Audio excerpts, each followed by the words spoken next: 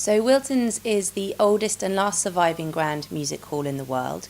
It dates back to about 1725 when its original pub, because that's how it started, was built. It was part of a terrace of houses. And over the years it grew and grew, and eventually a man called John Wilton bought up the pub and a chunk of the terrace and decided to build a grand music hall across their backyards. And that's the complex we have today. We're 5 houses with a big music hall strung across our backyards. He ran this music hall brilliantly from about 1858, 1859 until 1880. There were many superstars here, and hundreds and thousands of audiences seem to have come every single week. And then in 1880 it was put up for sale because it couldn't meet its fire regulations of the time.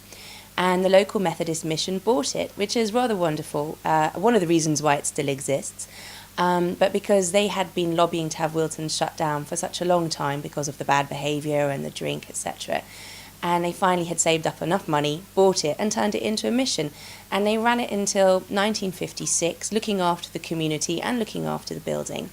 And after the war, in about 1950, they were kicked out effectively, but they actually left in 1956 by the local council because this area had been so badly damaged in the war.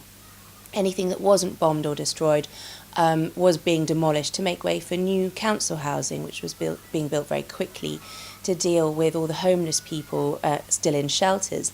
And Wilton's was part of that demolition schedule. It had miraculously survived the war, unlike the rest of the street it was in.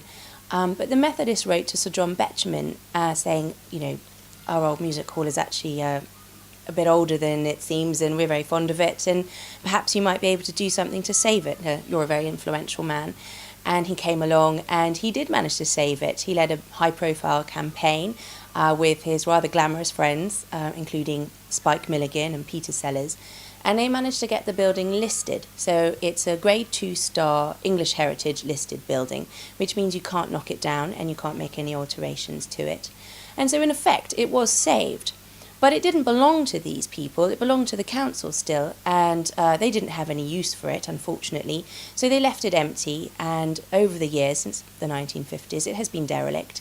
And as you can imagine, it's been heavily looted and sort of just decayed really from weather, water ingress and drainage problems and terrible rot.